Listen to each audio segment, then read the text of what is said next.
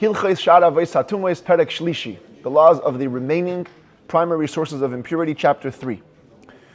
We're continuing on the topic of nevela, dead carcasses. What kind of impurity dead carcasses impart? But while the last 2 days were about what's called nivlas behema, a carcass of an animal, today we're going to be discussing a very unique feature of nevela. It's called the nivlas ha'oif hatoher, the carcass of a kosher bird.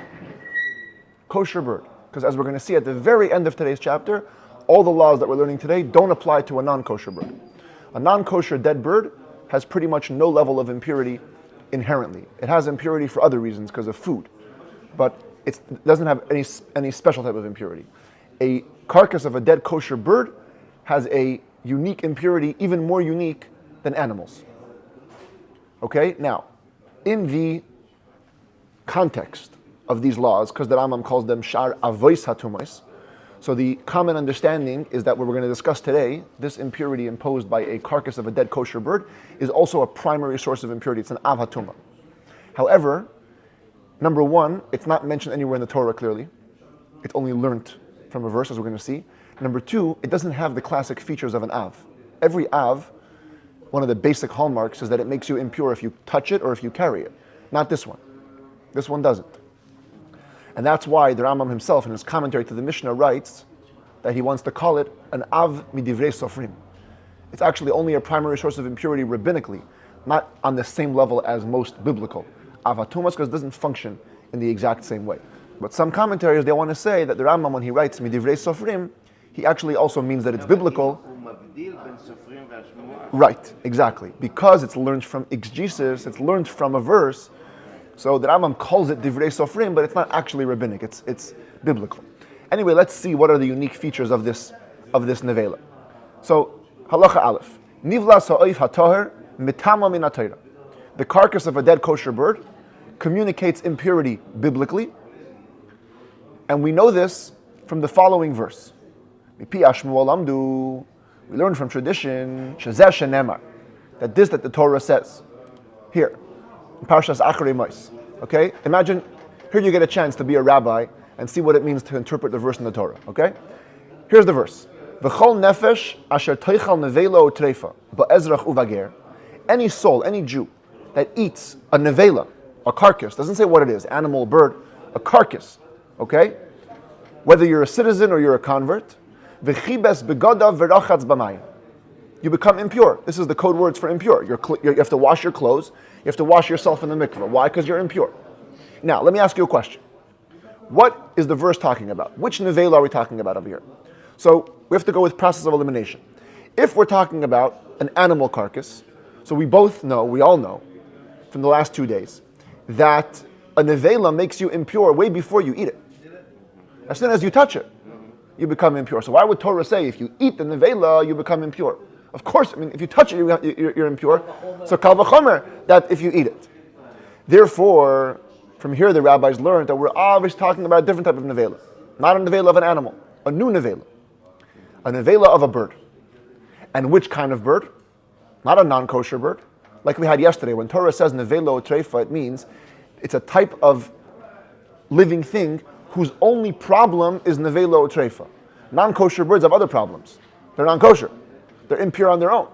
So if Torah says nevela utreifa, we have to be talking about a species whose only issue is that it's a nevela utreifa, which is kosher. So from here we learn from the combination of the word tochal, and a nevela, that it's talking about a kosher bird. So the Rambam says it. We receive from tradition that when Torah says this verse, it's only speaking about a kosher bird carcass. Shehu asur mishum nevela utreifa, which is forbidden on account of being a nevela and treifa, not because it's forbidden on its own, because it's not kosher. Okay. Ketzad hitumasa, what are the unique features of this kosher bird nevela? So because the Torah uses the word tochal, eat it, so this becomes a unique thing you don't find this anywhere else. It doesn't make you impure, not through touching it, not through carrying it. Even not when it's in your mouth. You put it into your mouth, you don't become impure yet. Even though it says tochal, eat, right? Typically, where do you eat? You eat in your mouth. The sages learned, It only makes you impure once it enters your throat, when you begin to swallow it. When you begin to swallow it, that's when you become impure. Why is that the case? Seemingly eating it should be in your mouth. So the Rambam says, look at the verse. Shenemar v'chol nefesh asher toichal. It says when a soul eats. Why add the word nefesh? Eino mitama ela kishehi beveis hanefesh. It only makes you impure for eating it when it's in the place of your soul. A person can get choked. When you want to choke somebody, what do you seal off their throat? That's called the beis hanefesh. So eating has to reach the area of the nefesh, and then it makes you impure. So why does it say toichal if we don't mean typical eating in the mouth? La says shir l'tumasa, k'shir achila shehi kazayis. It's communicating the amount. The amount of that you have to eat is at least an olive-sized portion, which is called eating in the Torah in general. And by the way, we're going to see that in this case it's also different than other nevela. Other nevela, we said yesterday, if you eat a full limb of an animal, even if it's smaller than an olive-sized portion, you become impure. Sorry, if you touch one. Here, you can have a whole bird. We're going to soon say later. You can have a whole bird if it's like a hummingbird, okay?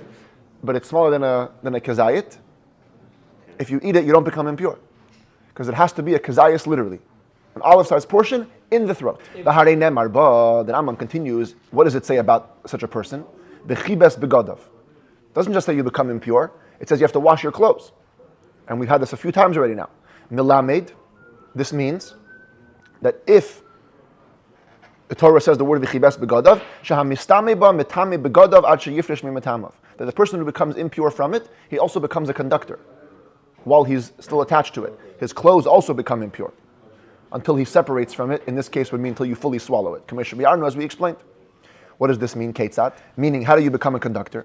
If somebody swallows an olive-sized portion of, let's say, a chicken died, okay? So you have chicken carcass. While you're swallowing, that moment when it makes you impure, you touch other utensils. They become, you made them impure, they become first degree. Because again, the chicken is the av hatuma. You become rishon, first degree, but because you're a conductor, you're also passing on that tuma to the clothing or to the utensils that you're touching. But only utensils. If you're touching a person or pottery when you're swallowing, you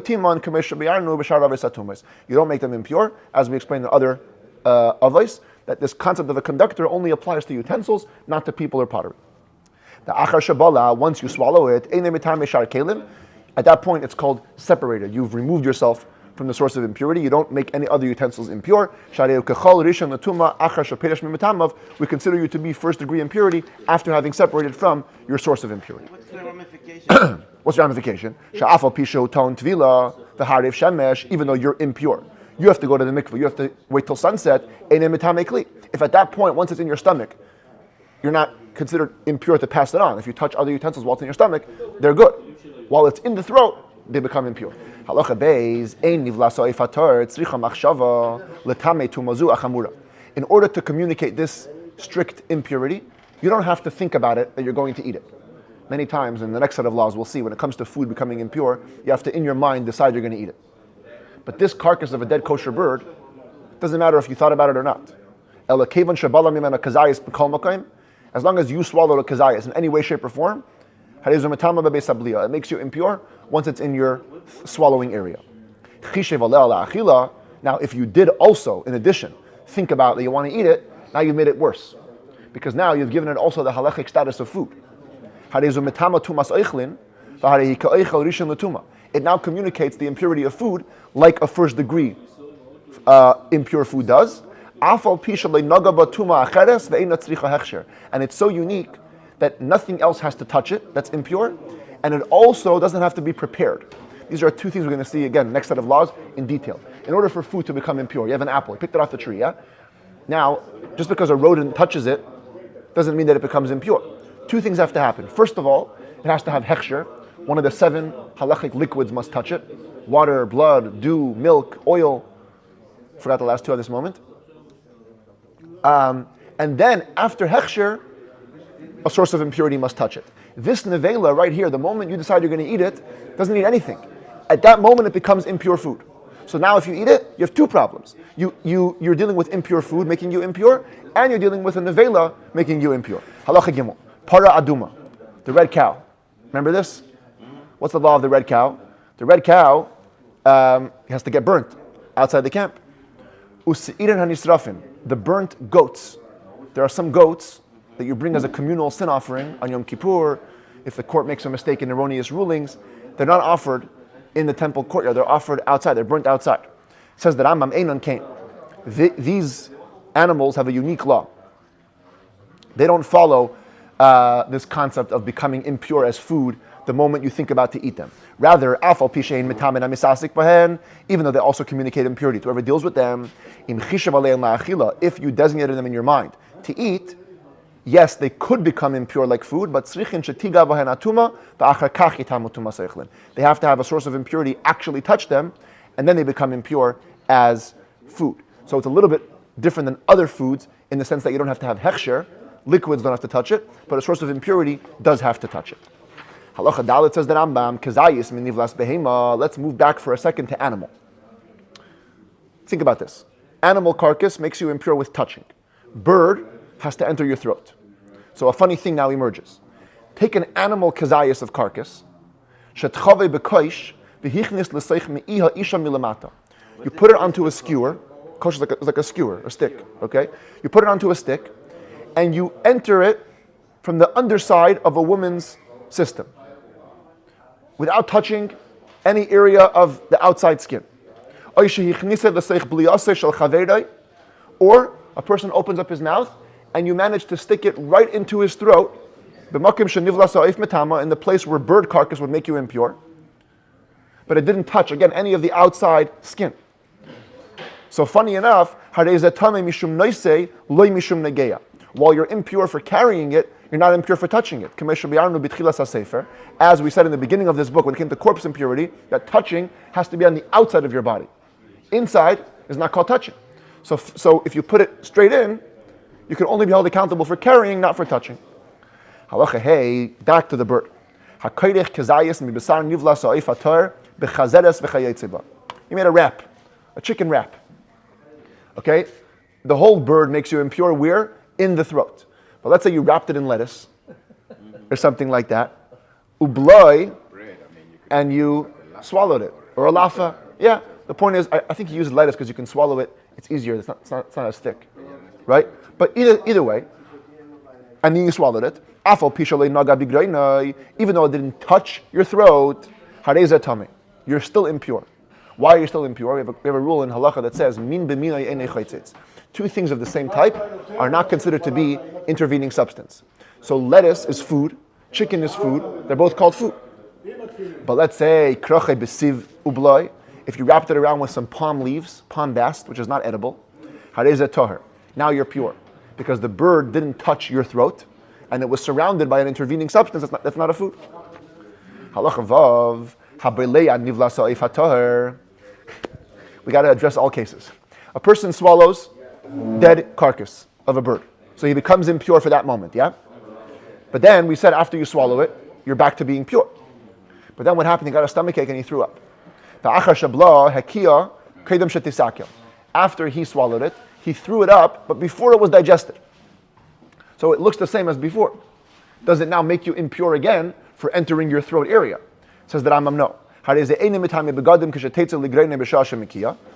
It will not serve as powerful enough to conduct the impurity to your clothes when it goes back out to your throat. Because it only makes you impure there when you're swallowing it. Not if you're expelling it. Okay. Halacha Zayin, again, please bear with me. A bird has a full system, right? Like any other animal. One of the parts of the system are called the intestines. Now the intestines, the way they work is they take up a very small space, but if you actually separate them, they're very, very long. Okay?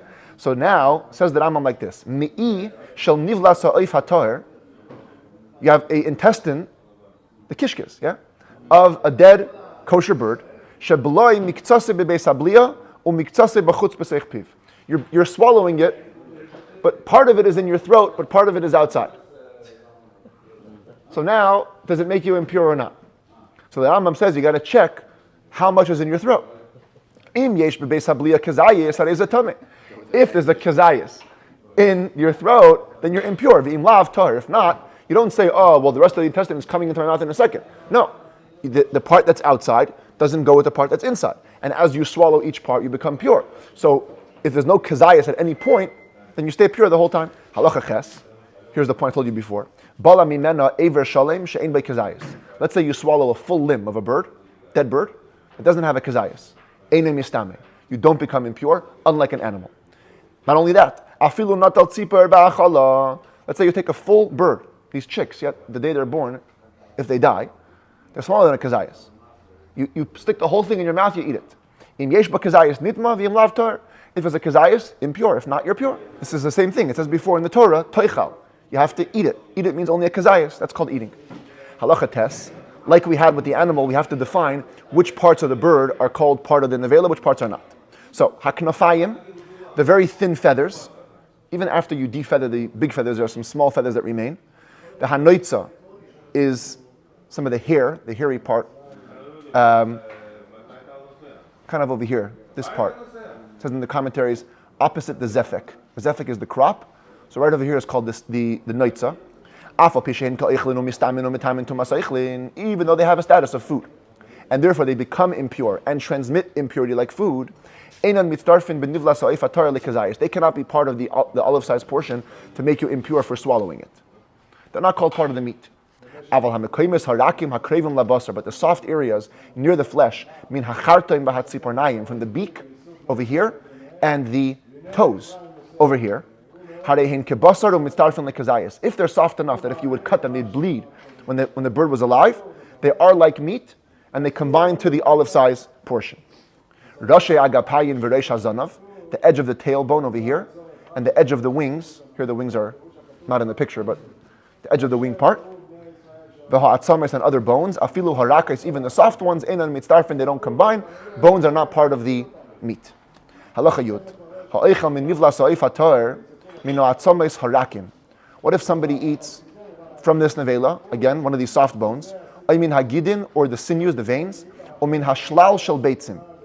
Shlal shel beitzim is the bigger eggs, once they're already almost ready for full development. They're still attached to the bird. If you cut open the bird, you'd see them still attached, but it's more developed. Min hadam, or from the blood of the bird, basar min hachayim mimenu, or from some flesh that came off of it while it was alive. Harizatar, you're pure, they're not part of the nevela. But if you eat from the cluster of eggs, cluster means the ones at the edge of the spine where they aren't even fully developed yet, so they're still really part of the bird. Kurkivan, or from the gizzard, that's over here, kurkivan. Or the intestines over here.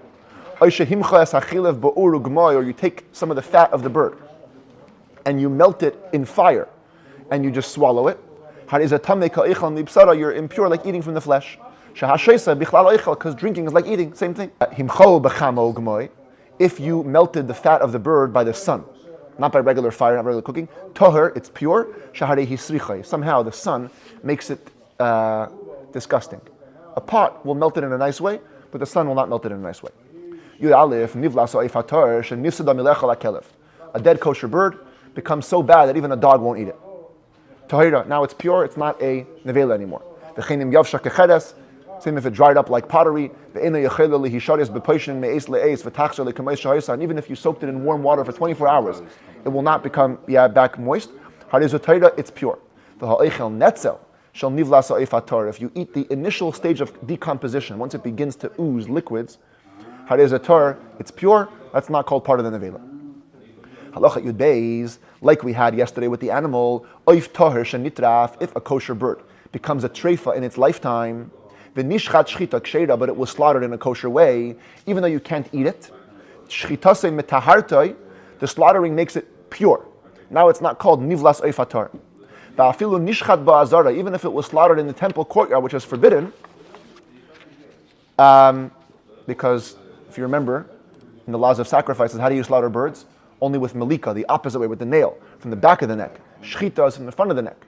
So even if you did it, but here, funny enough, even if you did it, a shchita in the temple courtyard, it makes it pure from nevela. Funny enough, if you did the proper way, you did malika to a bird sacrifice, and it turns out to be a treifa, the malika doesn't make it pure. It's still called an impure nevela. So only shchita takes it out of a nevela, not malika. unless it wasn't found to be a treifa. If it was done properly, then it's going to be okay. As the Rambam now summarizes. It turns out like this. If you do regular shchita from the front of the neck to a kosher bird, bein bachutz, bein bifnim, bein kachim, bein chulin, whether outside temple, inside temple, sacrificial, not sacrificial, it's pure. Because shchita in every scenario makes it pure. If you did malika, so if it's chulin bifnim, if it's problematic, you did it to chulin on the inside, or kadashim on the outside, they stay impure. And if you eat it, you'll become impure in the throat. But halacha yud gimel hamoyle kadashim bifnim. If you do malika in the proper way to sacrificial meat inside, sacrificial bird inside, if they were totally fine, good for a sacrifice, there's no blemishes, should be as we explained in this place of the blemishes, and they're pure. But if it was a treifa, then it's not pure. Similar concept to this.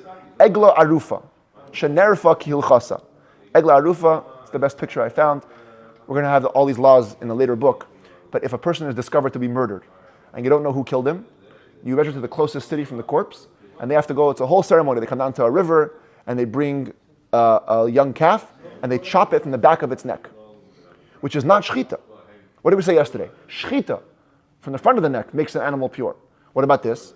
So the Rambam says, Egla arufa shenerfa kil chasa tahira. As long as all the laws were followed, it's like you did shchita. It's now pure. Kapara kasuv baki kadashim. Torah uses the word kapara here. The sages, the elders, when they announce why we're doing this ritual, they would say to Hashem, please, kaper, forgive your nation. We don't know who did the killing. Now forgive us. So the word kapara is also used many times for sacrifices. Therefore, it's like sacrifices.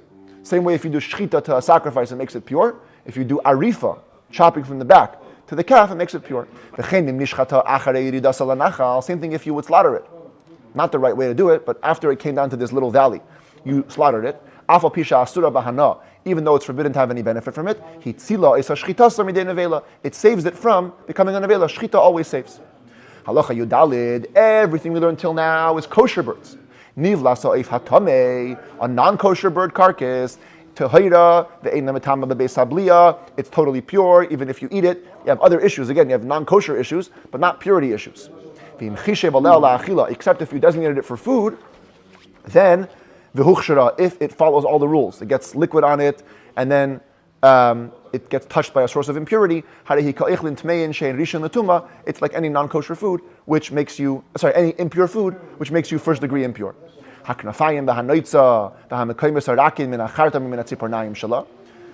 rules as before. The wings, the hairy part over here, the soft parts near the beak and near the feet, they're all like its flesh. Same way its flesh is not impure, neither are they. If you decided to eat it, you want some chicken feet. My bubby loves chicken feet, but then they become not like impure food, and they have those laws. It's still treif, yeah, of course. Halacha tesvav.